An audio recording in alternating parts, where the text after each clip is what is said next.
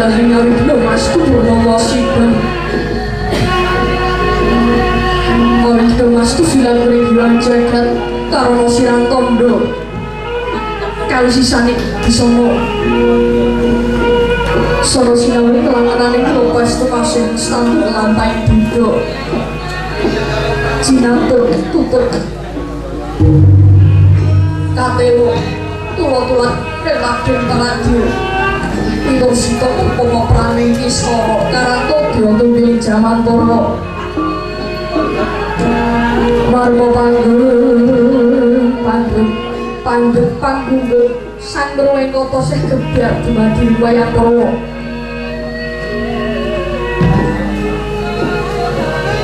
Kurangane kondo narik Lepetik boso dongeng kurang suroso Jadi naras Saya karo semulan sayur Heros wani Kuling diri Rosor pongsor Masani lerjangku Ilo kojo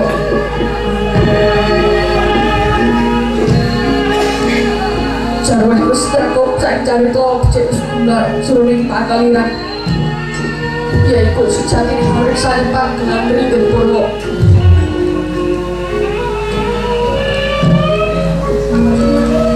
Suryo Sondro dari Mikang Piko Biduk Bagot Rating Kauso Sahni Ratri Hani Beri Bawono Kalau tekeng Duk Siko Gilir Kumanting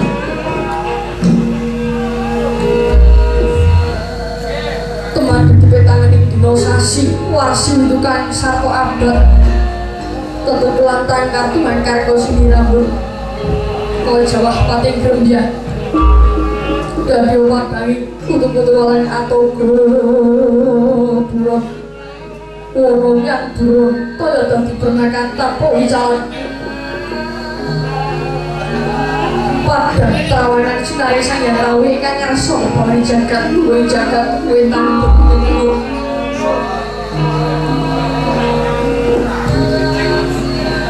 Mungguin kalengan Mungkir abang Renangah lemon Kaisya Handilah Loko bumi Soyo dayu sepuluh Sanjiwa ngarko Kapal sebelah kanan kiring abang esku jendar Kapal bawah sinaring Sanjiwa Mbak Sonto Tarian tuh kakong ijur Yoyo Hamanku gindung Inyok biru moyo-moyo Kudu ing gunung kidung lanjut danu kasih lirik Paban colo lenggan tunggut nganti kowe mahkota mega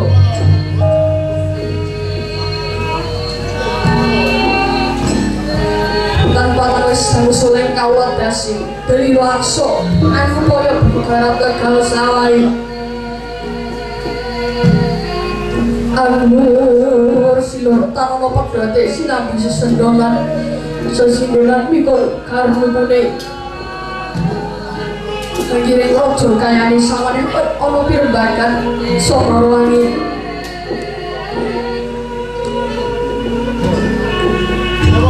Sanjwa ngarko saya danu saya inggil katon Sinaring jagat wis katon melok Duleng kiblat papan Lor ngidul wetan kulon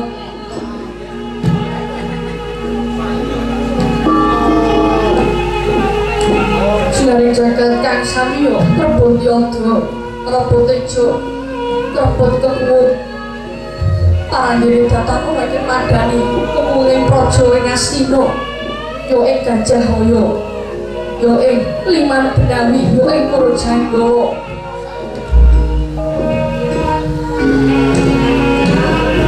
Parita koso kendhan negari ing panjen punjung Pasir Pangkil Loh Jinawi Gemah Ripah Karto Toto Raharjo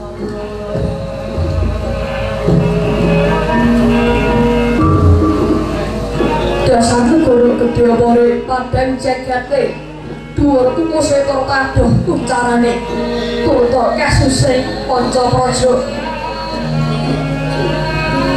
lah sinten to ingkang ngasta pusana dening praja ing Astina penanira anucapna dosa maling sangkaka dosa arane sepuluh napa wis pestani jero Sang Nata Prabu Duryudana. Ya Prabu Siyadana, ya Jaka Pintana, ya Jayapitana.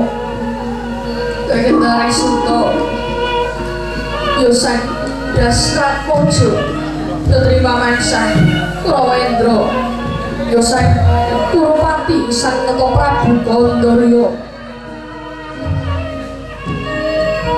Nalendra pakuning jagat ingkang njejekaken kautaman. Risang jebul lenggah padane dampak, ora mantra-mantra sipaning Ubatara.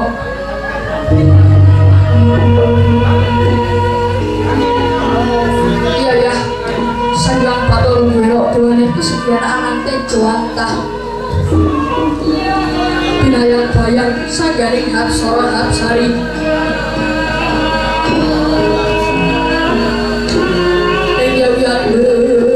Labar sanggaring para kalungaya ngayangka ing Sangyang Gandhi pasisiran. Kabar labar Yayah Samudra datang wa tebi.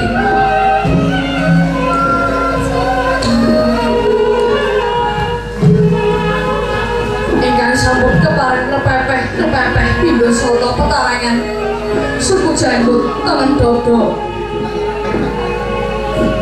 Nindya wonten puka pasaring praja hadadrawing alasa jendar Kartina Patih Harya Sukuni, ya Harya Suman, ya Trigantalpati.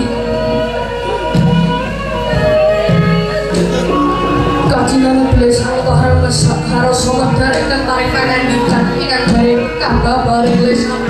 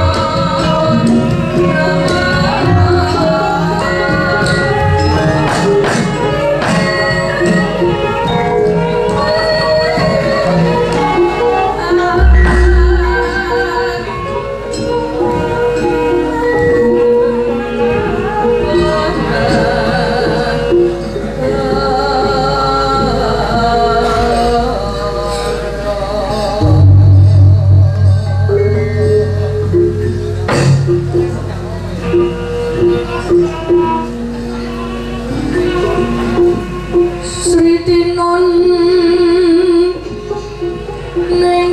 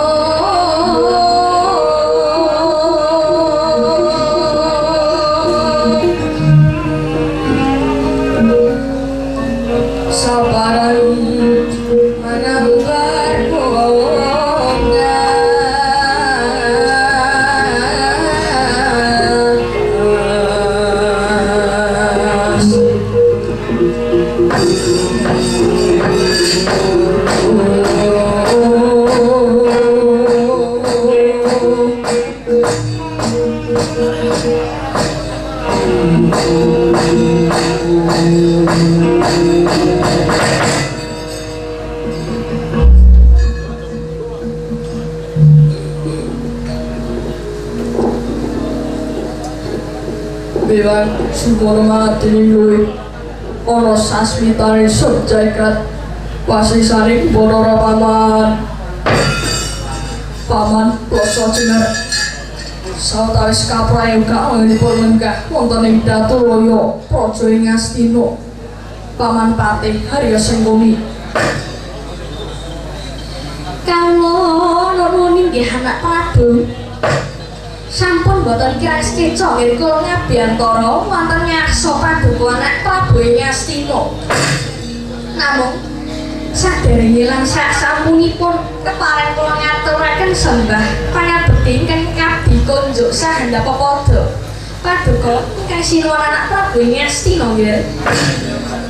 Kula tampi dawa sami-sami Kanjeng Prabu.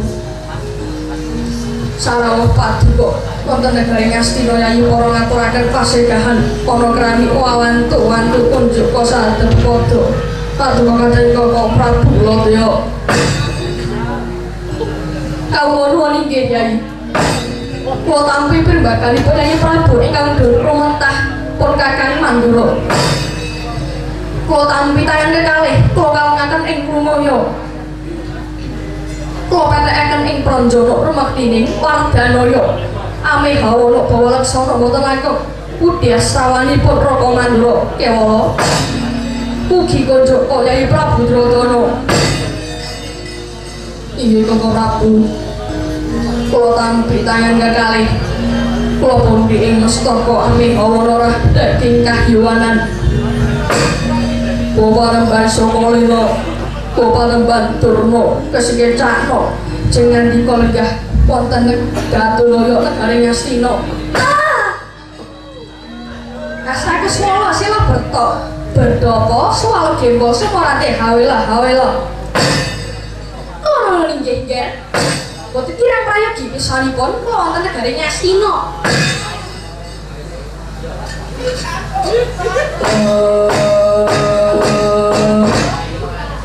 Dratana kakangku pisuwan kok ora negara Astina bekti Tambanana. Yayi Werkudara pangabektinira ndak tampa para liwat amung pangesunipun Kakang Tambanana. Yo paring dawuh pangestu Ladya kakangku tak tampani tanganku tak gegem dadi jaya aji kawijayan.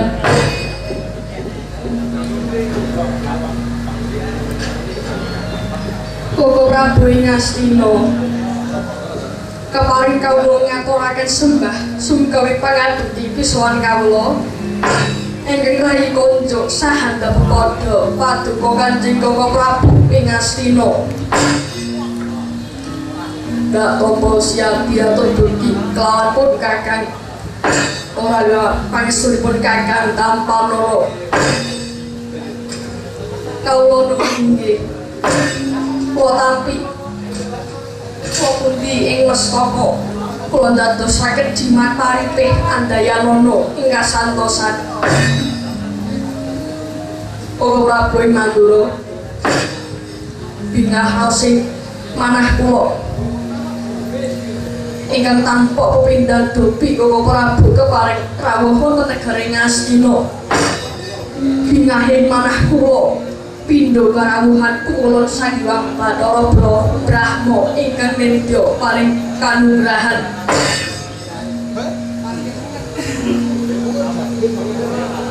Inggih Yayi, semanten ugi pun kakang ngaturaken bangga Yayi manah kula dene penggalih paduka Yayi Prabu. Jeriyatanipun sampun dados pajiban kula sak wanci-wanci tirimbalan sowan ingkang raka boten badhe suwala. Sampun ngantos ing wanci rina dan wanci natri katimbalan sowan. Kula tak tamtu ngestu badhe dawuh paduka Yayi Prabu ing Astina. Malah kaselak toleransi ingkang bangkit pinambel. Tembé saking negari Mandura kula sowan wonten negari Astina boten wonten ingkang gumana musik salebetipun ingkang raka kejawi. Kula tampi timbanganipun paduka Yayi Prabu. Wonten wigatos punapa Yayi? Dene paduka ngawontenaken paswana ingkang beneh lawan adat ingkang sampun tumunten amiji sowanipun ingkang raka ing Mandura. Malah saring kula wonten negari Ngastina dadosaken mumpun rasing manahipun ingkang raka dene kadang kula ing Jodipati miwah Madukara kaya Udara Brata Dewi Janaka kuwarang dinten samangke kula sowan wonten negari Ngastina sajaipun menika beneh kawanten ingkang sampun menawi kapareng kawedari ingkang kathah tumunten kababarna nanging prayu ditumrap ing para kadang sentana munggo kula ndherekaken manjing salebeting kedhaton pepanggihan Catunetra kawan ingkang raka Yayi Bapak Prabu sewu ngalapaken ingkang dipatakaken dene dinten punika kula wonten hamba ing dhateng prawu paduka negari Ngastina krana wonten watawis ingkang perlu kula aturaken dhateng Kanjeng Bapak Prabu Baladewa wonten perkawis punapa Yayi Bapak Prabu Deloy dinten punika kula nampi paswitanipun Pandhita ingkang mabur kainginan ingkang anyar kantos nami Pandhita Dewantaka nalika semanten ingkang rayi nedengipun wonten salebetipun kedhaton dumadakan karawuhan Brahmana ingkang nyatanipun sampun kula petak sedaya dawuh pangandikanipun Bapak Dewantaka kula isinipun dhateng karahayun lan katentreman ewa menapa menawi kula tampi swiswanipun pundi dawuh pangandikanipun Bapak Panembahan Dewantaka anggenipun badhe kuranganaken kula lan Pandhawa Bapak Prabu dalah Ayo Prabu sewu bangga tanpa pindhan prasasat kadidine kejabra kanggo Gersali lapane samudra madu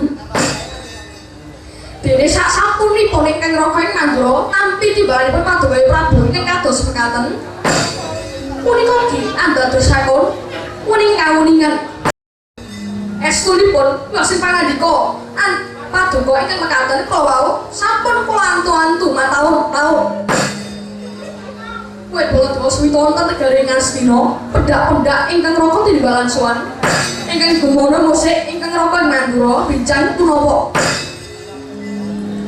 pedhak parapatan agung menika pangrantesipun Pandhawa Kurawa bincang punapa sami manunggal tetunggalan rupun wonten negari Ngastina jebul pinanggihipun manunggalan tetunggalan wonten negari Ngastina dados gegayahanipun kang raka dinten samangke pinelengan berkah hendak kanggo wedak penggalipun Yayi Prabu kinardi nampi kadang-kadang kula para Pandhawa waduh Yayi syukur menawi tetulung katet kula wau kula nderek mangi bagya sakti jemurut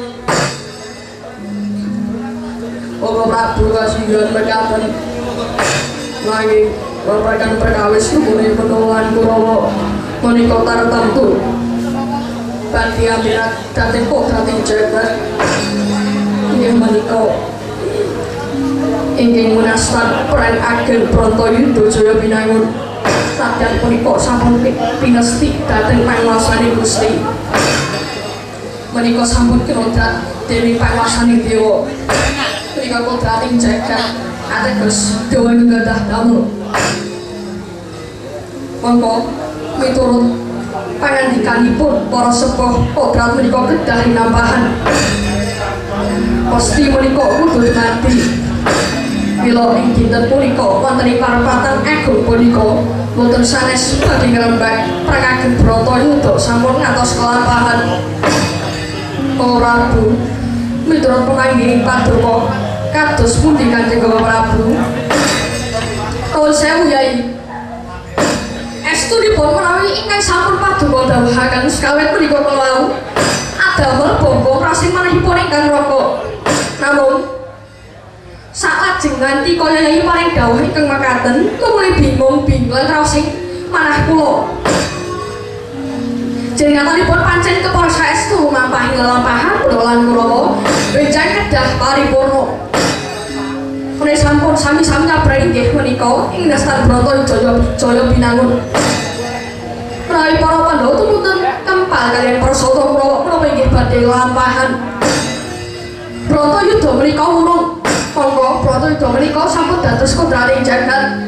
Bratayuda menika dawuhipun kedah damel menekaten tumuli wonten petangan-petangan ingkang kedah dipun petang kanthi jelimet sampun ngantos seluruh dalan ingkang klintu mangke tidak buntung tembe wingingipun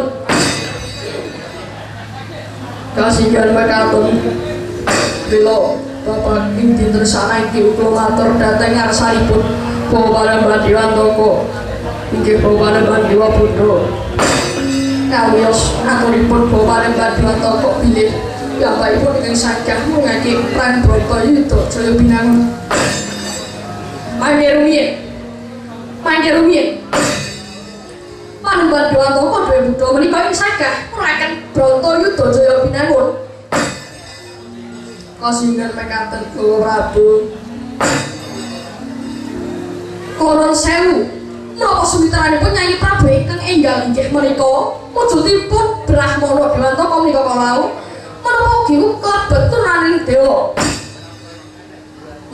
menika panika kaliyan nabur kainginan Koron sewu kula badhe nyuwun priksa menapa menika ugi klebet turaning para dewa kula piyambak boten mangertos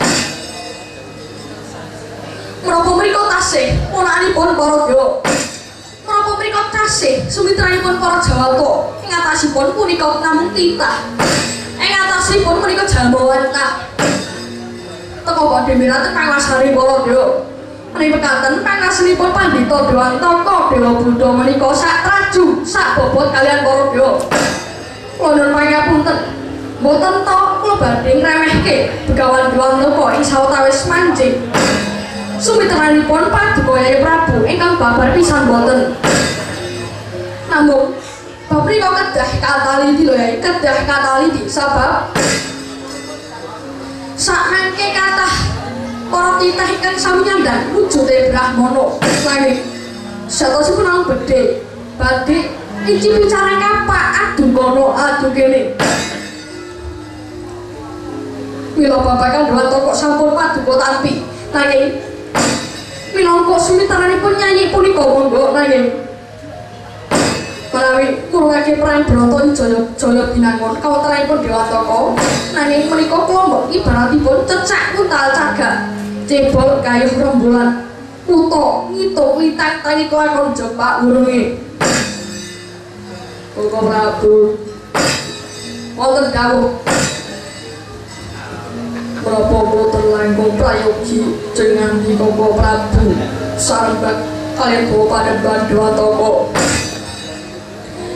pradipun keparengaken mrika langkung prayogi Nyai Prabu Bapak Panembahan ana dawuh apa nggih anak Prabu bingung rasih malah kula mila kula aturi paring dawuh piyambak kaliyan Nata Mandura Prabu Muladewa babagan angin Paduka gadhahi gegayuhan ngurungake perang ageng Bratayuda Jaya Binangun Bapak Panembahan Dewantaka yo kok keparengake nggih sampun kula taun sempur bulan Masesa Bapak Panembahan Hajreng Kang Puspitara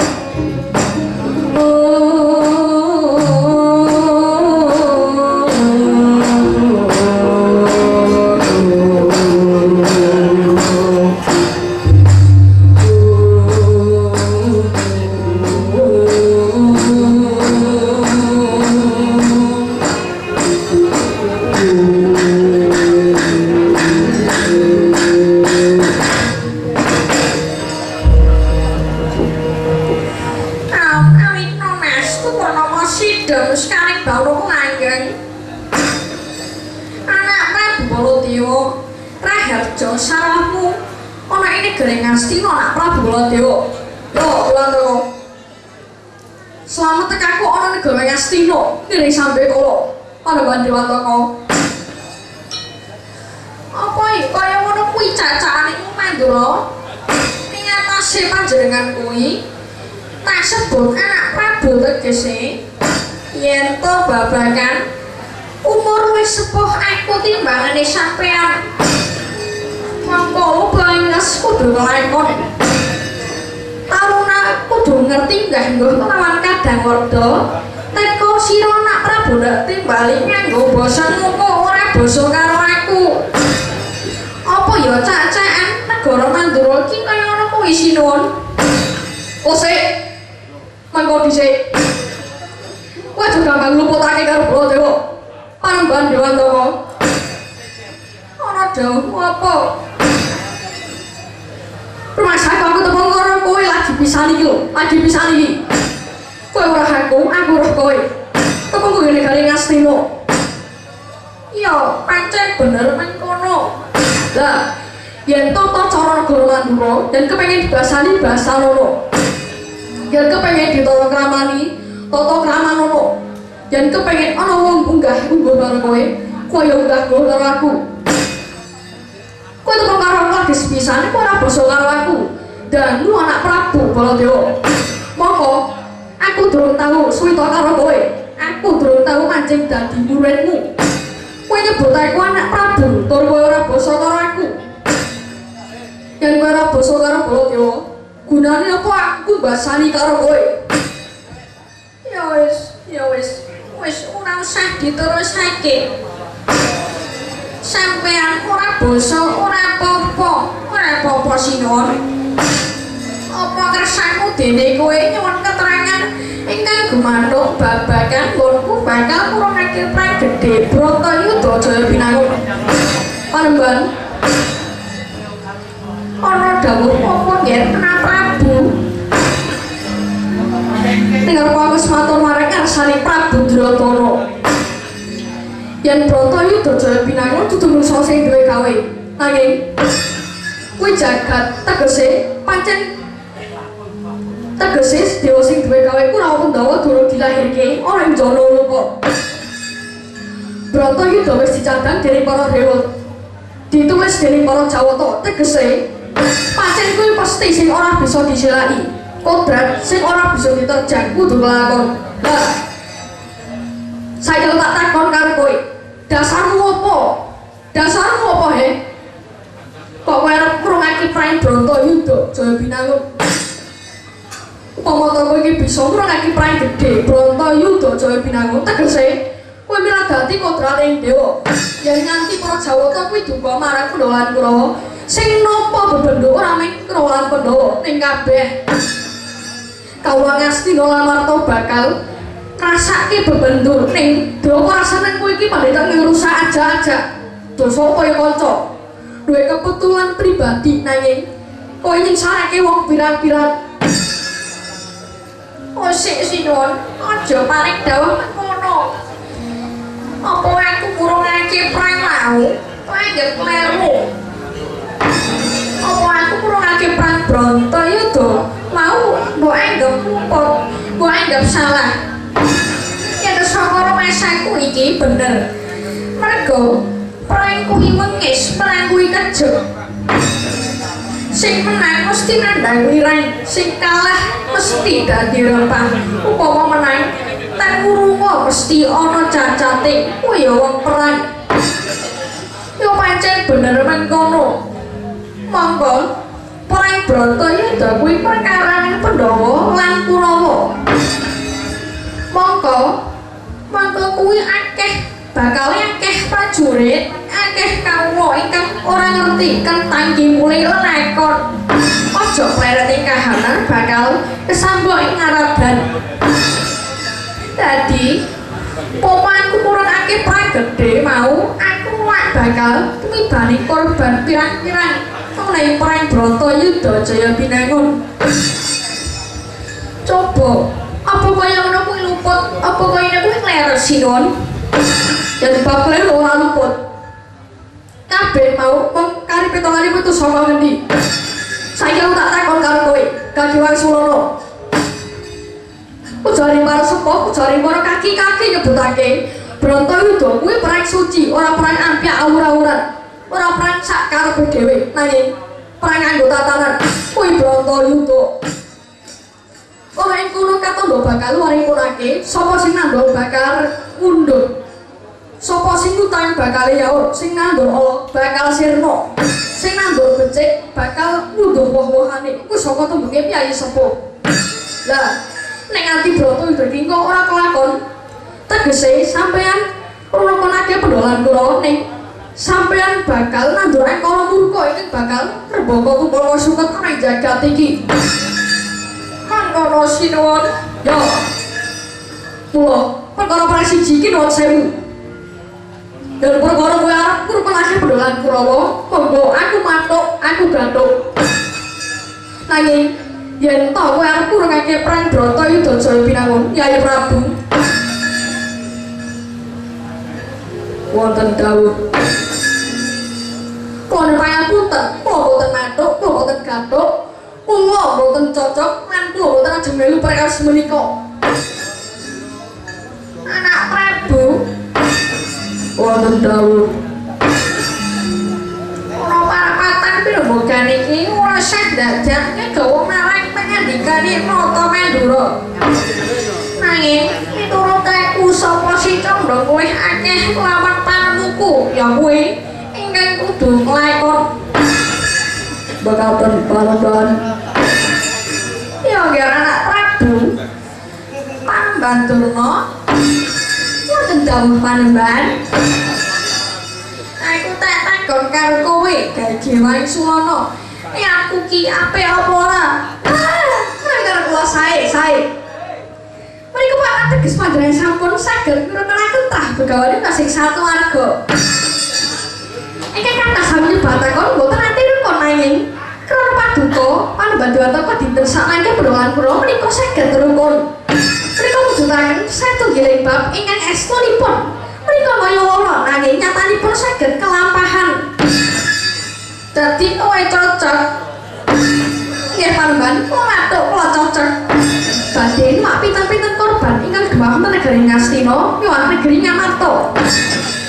Ya, yen ngono kuwi tak anggap sarujuk karo panemuku. Ora Kudara. Ora dawuhmu apa? Kowe matuk ora yen to bapak ngrungake Brontoyuda.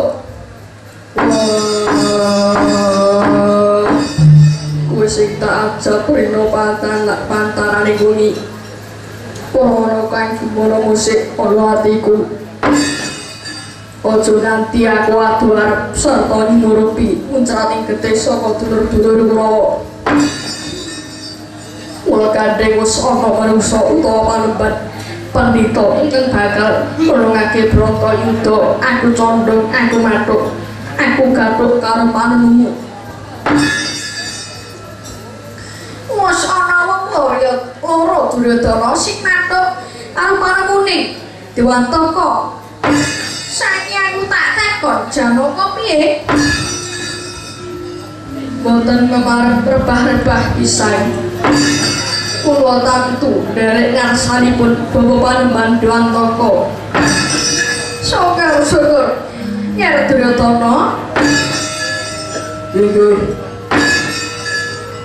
Kowe ya wis cocok to. Kula sampun matur, kula sampun cocok. Sing muni wonten dawuh panembahan. Kowe ya cocok. Inggih, lahir batos kula cocok. Ginanipun menapa gesang kanggene digejagan malah sakmangke kula bingah membong. Nyumurupi Pandhawa kaliyan kula sampun manunggal wonten negari Ngastina. Nah, kanthi mangkono priyayi-priyayi sepuh sing padha mapan ana ing Datulaya. Aja para punggawa, para her-her, para luhur ingkang padha lenggah wonten negari Ngastina iki dina sakmengko wis sondhong nang wis matur Dewantaka ya Dewa Buddha. Mula kang saka kuwi sinuwun Mandura. Sing gedhe pangapuramu yen to panjenengane kepeksa. Pangandikamu ora diagem ana ing jroning marapatan mondene ingkang bakal kaleksanan. Ya kuwi panungune Dewa Buddha. Ya sakarepmu. Saiki sakarepmu nggonku paling dawuh panembahan. Nadan kabeh mau para priagung sing padha lenggah ana ing negeri Ngastina padha sanjo karo panumu. Nanging aja meksa panumune Baladewa. Aku ki wong Bendega, aja mbok peksa. Aku duwe panumu. Yen panumu apa kang mbok jaga mau, sanyata bakal ngradati kudrating jagat lan ora bakal kelakon. Sabab kuwi mung jejering titah. Ya wis. Saya karep mulai paring pangandika. Sing baku kuwi sesuk.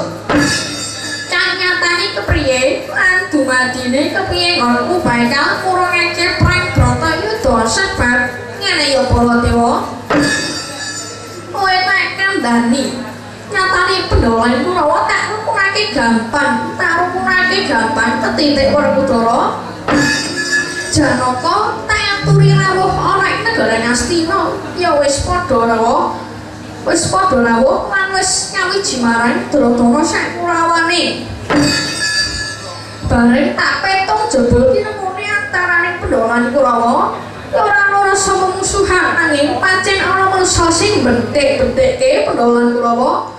Ana manungsa sing gathuk-gathukke Pandhawa Kurawa dene manungsa kuwi kudu sirna saka ming bumi kuruping langit.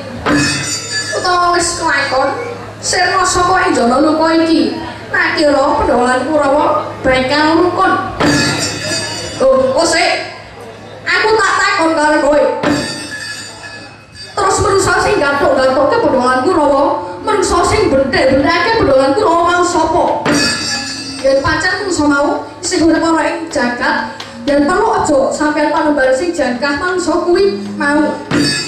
Nanging Baladewa diutus sagu-sagu jejuing maring manusa mau. Sinuwun apa pancen mengkono ngendikamu? Lahir batin. Yen lahir batin, kowe tak kandhani ning aja kaget. Manusa sing bentik-bentik marang Pandhawa Kurawa ya kuwi loro. Siji Ratu Iring Cemani, loro Ratu Ndarawati. Loro pamunging Pandhawa ingkang jenenge Semar Badrana ya sinuwun.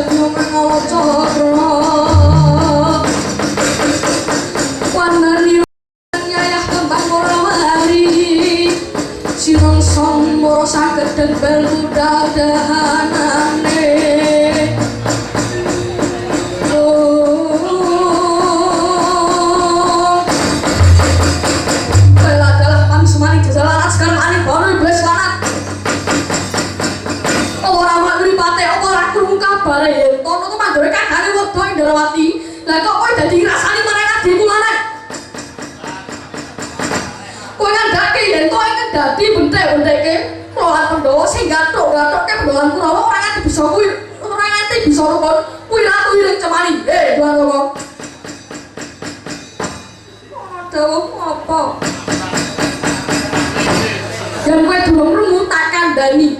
Yen kowe durung ngerti tak wani ngerti. Yen ora Ratu Iring Cemani mau ora liwat kejaba mengabdi kula nang. Nalendra Indrawati Prabu Kresna Kresna. Lah kok kowe dadi mbok sebut yen to Yai Kresna kuwi wong kang bentik-bentik kemendolan Kurawa. Mbok anggap Semar Badrana ora diatur derajate kang ceplik. Mbok katut-katutke dosane. Mbok luput-luputake dosane gawe sarana ora rupane pendolan Kurawa. Dasarmu saka ngendi? Aku tak takon. Dasarmu saka ngendi?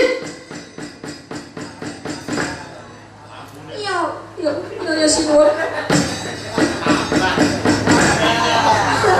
Sabar sinuwun. Nyatane kabeh mau pancen wis tak teliti.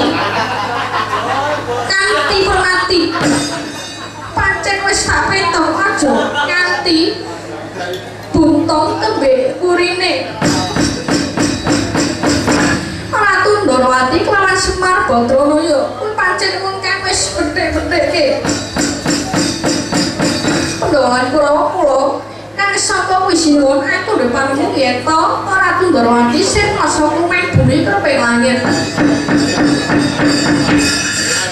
Semar uga sing rasa kumeh bumi kereping langit kang mengkono dadi sarana rukuning pendolan Kurawa. Lho dadian pancen argae mati ninggahi Prabu Ndarawati. Yen kudu ngono pancen kudu tak lakoni. Kejaba Ratu Ndarawati ingkang bakal mbok sirake Semar Badrana ya. Ya, pancen mengkono. Yo, tak tampa manemu. Tak tampa. Tak tampa. Ning wektu dina iki bakal tak tenter kadidayane gawan-gawan toko. Arep tak todi. Kadidayane gawan-gawan toko. Yen pancen kowe pandhita ingkang pinter, pandhita ingkang sakti, kira-kira kowe sapa ora mateni Prabu Ndarawati. Lan sadurunge aku tekan kowe tekan negari Ngasti, tekan negari Ndarawati, aku tak jaluk pamit perkara iki tak kandhakake di kularan.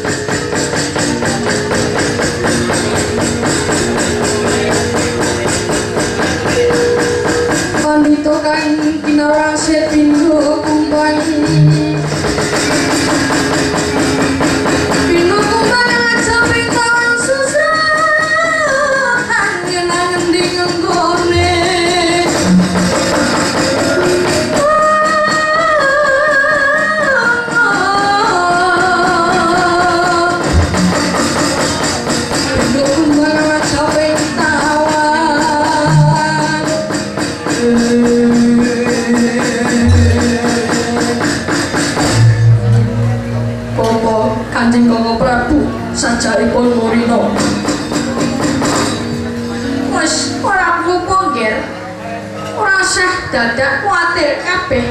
Aja wedi karo mesune Ratu Mandura. Lole. Panjenengan kok ora tekon sik to Panembahan. Paring pangandika mongko kakane tasih wonten mriki. Panjenengan kok ngrasani matine adine. Yo ora seneng kok kangge to Sinuwun Prabu Baladewa temuni duka Yayah Sinibi. Mongko panjenengane duka kaliyan tiyang nika incip lho Panembahan. Ngatos ngincip. Ora usah wedi Panembahan Durna. Aku ora bakal gigrek mungsuh Ratu Mandura. Yen perlu mengko Ratu Mandura ndak rangket, ndak bontol tangane, ndak kricok sikile. Wondene ingkang ndak rawi ngrangket Ratu Mandura ya kejaba Werkudara apa dene Janaka. Werkudara. Nggih.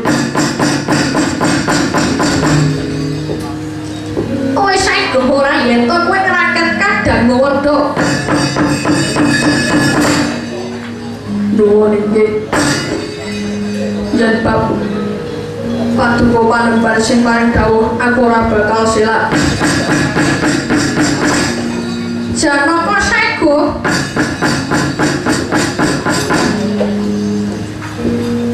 Nuwun inggih. Menawi paduka panembahan ingkang paring dawuh wonten badhe silak. Bener kono Dara Janaka. Wong rukun kuwi sejatine ana pitukane. Wong kepengin manunggal kuwi Dara ana pitukane. Kira-kira sapa sing malang-malang, sapa sing menteng-menteng kaya Gandewa. Nutupi maneh karukunane Bandalan Kurawa. Kowe kudu tega, kowe kudu tegel. Yo. Aja kok Bala Dewa. Sapa wae sing kira-kira kepengin nutupi karukunane Bandalan Kurawa. Kudu mbok sirnakake, kuwi ra dadi men mulo nggih. Mau warung banturno. Yo, pancen kowe sing tak impin saben bengi. Supaya bisa rukun karo Pandhawa. Bedah ibu kaya ngopo senenge wong tuaku Bawa Pandhawa ingkang mapan ana ing kasuwargan.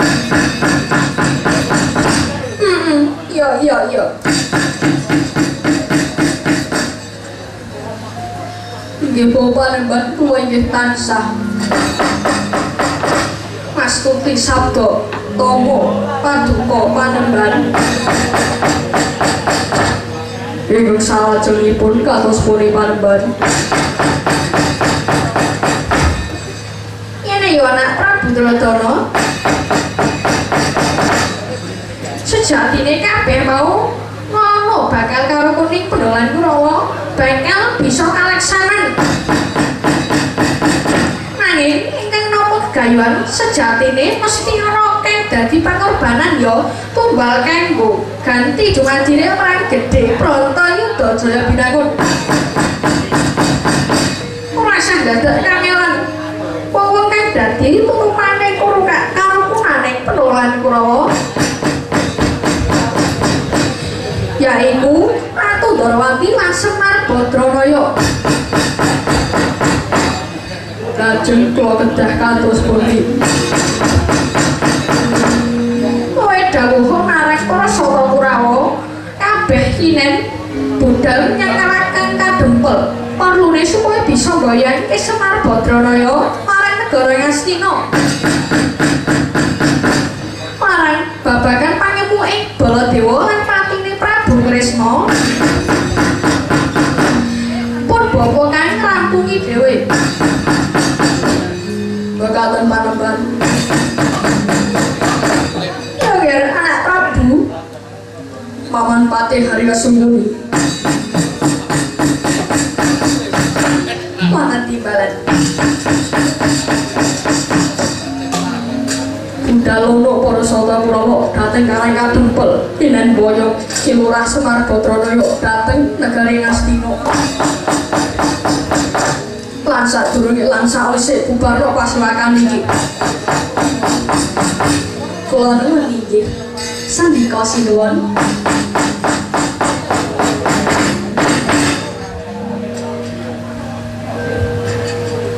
Wis paripurna gantining pananggelian saweg-saweg kondur kedaton anjuk saking Dampar Kencana pinalipit Dampar Gading nderekaken sanjane para emban cethi panggung ketanggung Joko kaloro-loro ingkang sami ngampil upacara nata kawis tingal saking karebian tindaknya sang nata kadya bayang binayan bayang kare candrane.